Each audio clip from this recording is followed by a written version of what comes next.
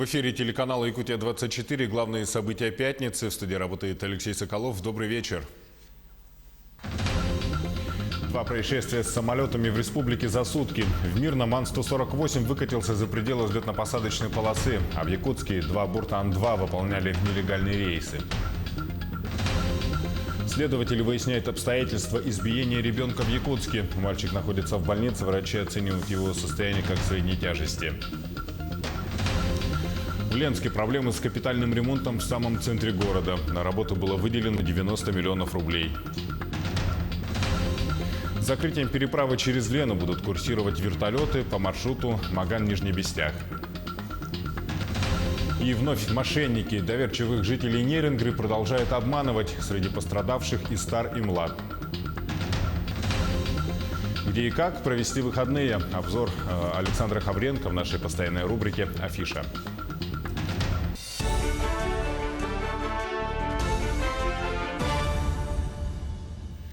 Начнем выпуск с авиапроисшествия в Мирном, где самолет выкатился за пределы взлетно-посадочной полосы. Воздушное судно выполняло рейс из Иркутска.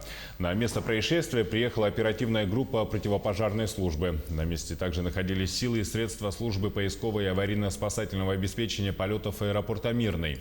На борту самолета находилось 66 человек, из них 61 пассажир. Как сообщили в МЧС России по региону, пострадавших нет, самолет не поврежден. Кажется, пассажиры не поняли, лично я даже не поняла, что что-то случилось. Единственное было торможение резкое, и все, самолет остановился. Благо, что все были пристегнуты, поэтому никто не ударился ни головой, ничего. Вокруг меня, по крайней мере.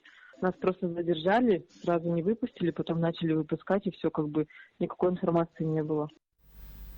А в Якутске накануне были задержаны два самолета Ан-2 с драгоценным грузом. По данным ряда СМИ, на борту находилась золотосодержащая и серебряная руда. Однако претензии у силовиков возникли не к грузу, а к владельцам самолетов. Как оказалось, у пилотов отсутствовали разрешения на выполнение полетов. Ан-2 в этот день прилетел из Усть-Майского и Кобяйского районов. Следователи в Якутске проводят проверку по факту избиения ребенка. На данный момент известно, что ребенок находится в медицинском учреждении в Якутске, где ему оказывают всю необходимую помощь. Врачи оценивают состояние ребенка как средней степени тяжести. В ходе проверки следователи установят обстоятельства получения мальчиком телесных повреждений, выяснят условия его проживания и воспитания. Проводится судебно-медицинская экспертиза. За ходом дела следит уполномоченная по правам ребенка в Якутии Анна Соловьева. Мама ушла на круглосуточное дежурство, и вечером они даже приходили к матери.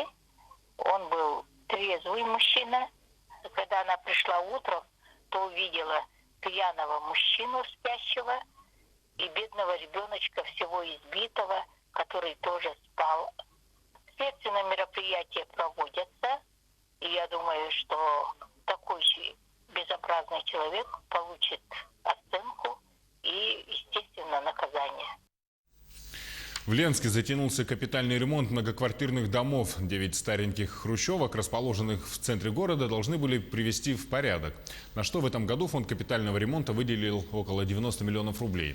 Но в Ленске уже зима, а работы не завершены. В чем дело, разбиралась Анна Кожевникова.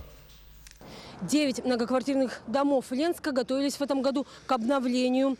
Жильцы планировали встречать зиму в утепленных и приведенных в надлежащий вид домах. Но октябрь на склоне, столбик термометра опустился ниже нуля. Стройматериалы скоро придется отрывать из-под снега, а старенькие хрущевки так и не переодели. Хорошо, хоть внутренние работы удалось завершить до конца лета. И жители были рады таким глобальным переменам в их быту. Очень даже довольны. Потому что мы уже туда живем 10 лет, и никто ни разу не менял трубы. Сейчас все нам поменяет трубы, все будет новенькое. Канализационные трубы все пластиковые нам сделали. Все хорошо. Есть вы очень довольны и рады этому? Конечно. Все соседи, все довольны. Стяжка стен и усиление домов была проведена еще в июле. Казалось бы, оставалось только заменить покрытие кровли и обшить фасад. Но работы затянулись. Конечно, планировали раньше закончить, но так как мы ждали материал изначально с города Иркутска по реке, Но так как река мелела, у нас материал задержался, там какие-то нюансы произошли. И теперь мы заказываем с города Якутска на автомобильной перевозки. И поэтому в данный момент так задерживается все. Окончание у нас идет на 25 ноября. Мы планируем закончить. А ведь подрядчик обещал окончить капремонт в установленные сроки, ну уж точно, к холодам. Но ответ на вопрос, почему затянулись работы и когда они будут завершены, получить на месте не удается. Заказчик, фонд капитального ремонта, находится в Якутске. Городские власти, которым за разрешением проблемы идут линчане, бессильны. Они в этой ситуации такие же собственники квартир, платившие взносы в фонд. Напомним, что около 90 миллионов рублей – стоимость капремонта этих домов. И жители исправно вносили оплату в течение 5 лет. Мы продолжим следить, как будут развиваться события дальше, и вместе с жителями этих домов искать ответы у недосягаемых исполнителей. Анна Кожевникова, Виталий Андреев, Ленск. В Якутске впервые провели высокотехнологичную операцию химиоэмболизация. Это метод лечения злокачественных опухолей путем введения препаратов непосредственно в само образование через сосуды. Это позволяет избежать хирургического вмешательства открытым способом. Также несет еще множество других преимуществ, в том числе теперь надежда на излечение без выезда за пределы республики есть даже у людей с запущенной формой онкологии. Подробнее расскажет Саргалан Захарова. Вместо скальпелей – шприцы, вместо прямого доступа к органу – небольшой надрез и картинка на экране. Так проходит химиоэмболизация. Методика уже больше 10 лет применяется в крупных медицинских центрах страны. В Якутске ее провели впервые. Не все пациенты могут перенести сложную открытую операцию, да? У некоторых стадия заболевания бывает запущенная. Такие пациенты как раз мы можем им помочь, улучшить качество жизни, остановить процесс развития, ну и, соответственно, увеличить продолжительность жизни данных пациентов. Химиоэмболизация – комбинированный метод лечения злокачественных опухолей, в основном находящихся в печени. При помощи рентгена врачи находят сосуд, который питает раковое образование. Устанавливают в нем катетер диаметром всего в 1 мм. Через него потом ведут лекарства. Это так называемые эмболы, которые блокируют поступление крови и химиопрепарат, умертвляющий вредоносные клетки. Отличие до и после заметно сразу после процедуры. И вот контролем, вот видите, замедление кровотоков по всем сегментам и эмболизация мелких всех питающих артерий в этой опухоли правой доли. Еще одно преимущество этого способа – доставка очень высокой дозы химиопрепарата непосредственно к опухоли. При этом от его воздействия организм человека не страдает. Раковое образование через несколько месяцев полностью высохнет и потеряет треть своего размера. Пациент сейчас будет получать инфузионную терапию, чтобы уменьшить токсическое воздействие химиопрепарата, а лекарство в опухоли будет работать. На 4-5 сутки они обычно благополучно выписываются домой и дальше идут на системное лечение. А если все хорошо, через месяц он придет к нам на контроль, а через два месяца мы возьмем его на повторную процедуру. 25 минут и операция завершена. Все это время пациент был в сознании. Михаил чувствовал себя хорошо и даже разговаривал с врачами. Ни боли, ни страха, говорит мужчина, а только надежда и планы на будущее.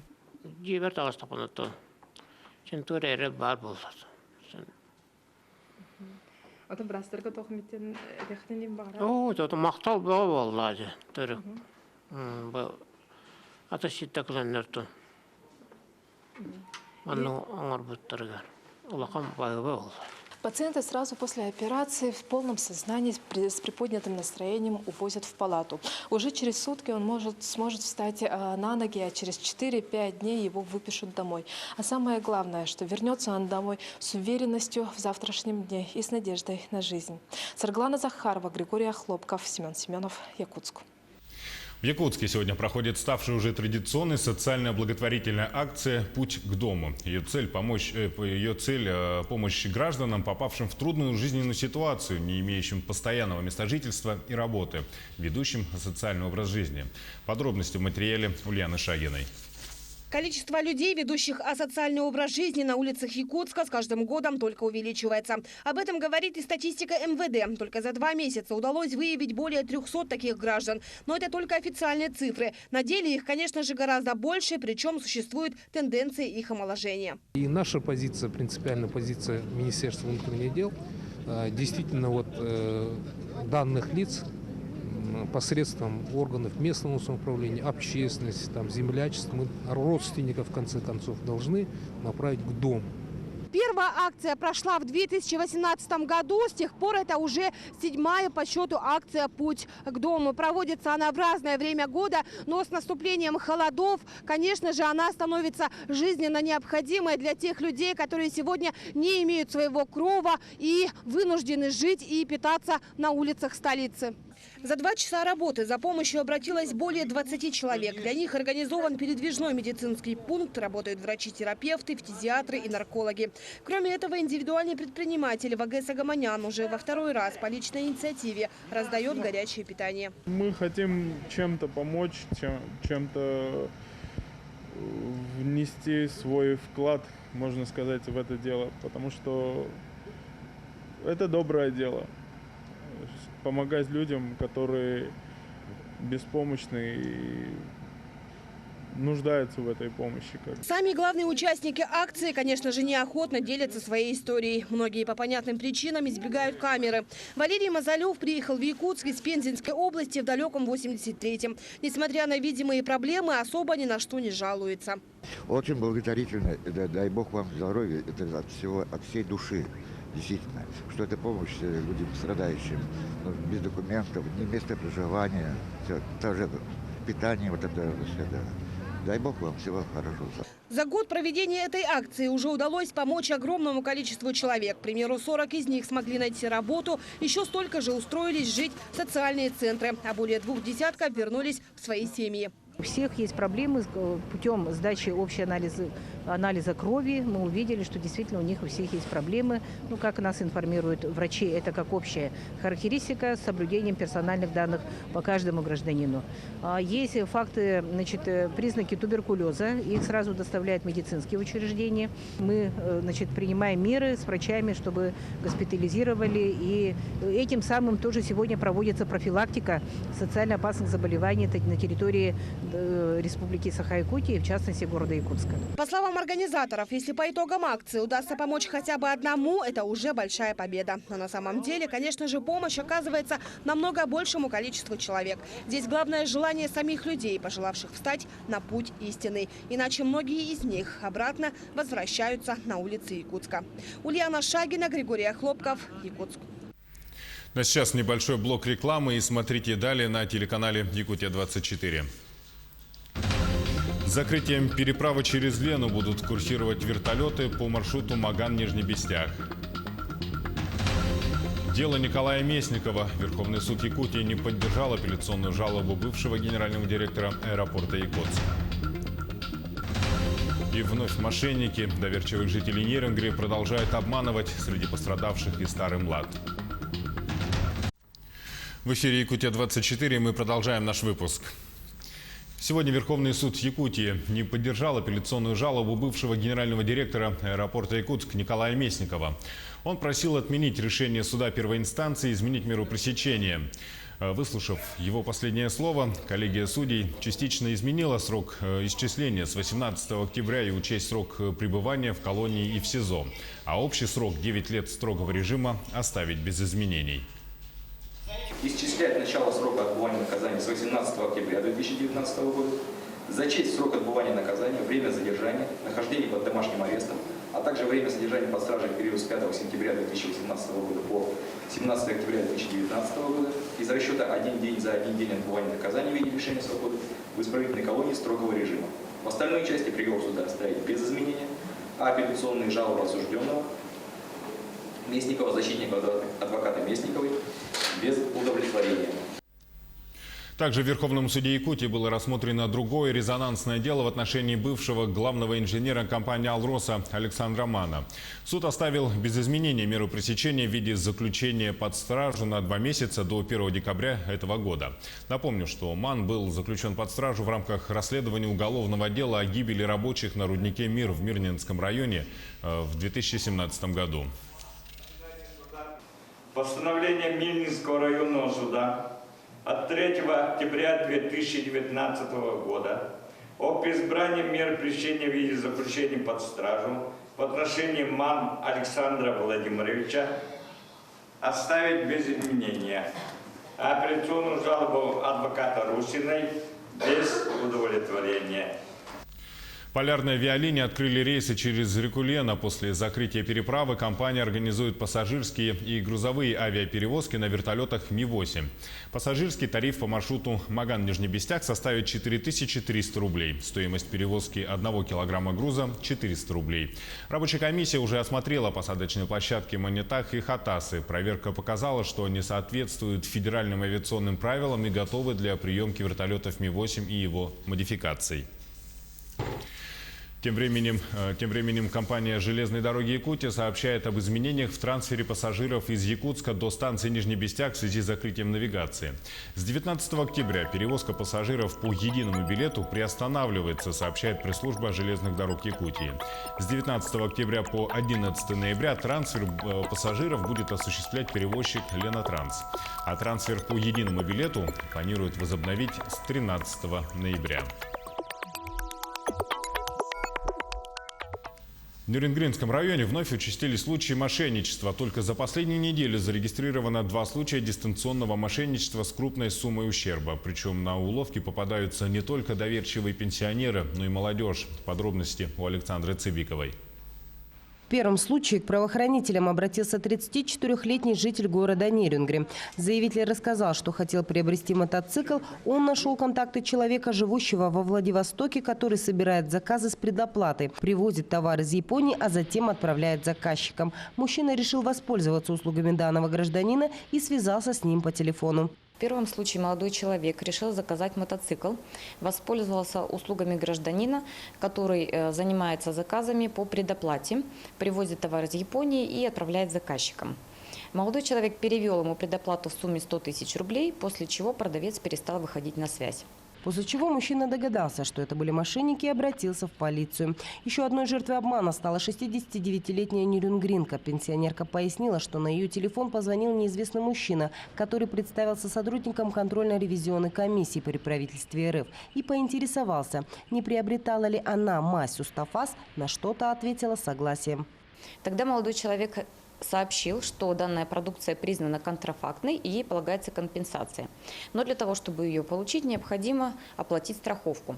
Для начала нужно оплатить 32 тысячи рублей, затем еще 2 суммы 47 тысяч и 45 тысяч рублей.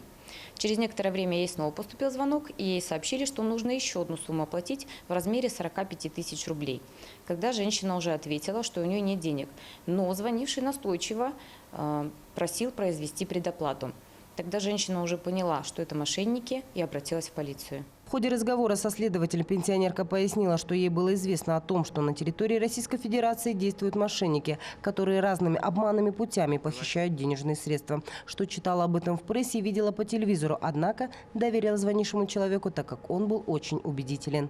Наибольшая сумма хищений таким способом денег составила порядка 800 тысяч рублей. Только за прошедшую неделю граждане лишились денежных средств от действий мошенников на сумму около 300 тысяч рублей. В качестве основных способов таких преступлений можно выделить следующее. При совершении купли-продажи имущества посредством сети интернет, при передаче банковских карт или привязанных к ним мобильных телефонов. Третье – это звонок от лжесотрудников служб безопасности банка о якобы зафиксированных попытках списания мошенниками денежных средств. По данным фактам возбуждено уголовное дело по статье 159 Уголовного кодекса Российской Федерации «Мошенничество». Александра Цыбикова, Вадим Барашков, Нерюнгри.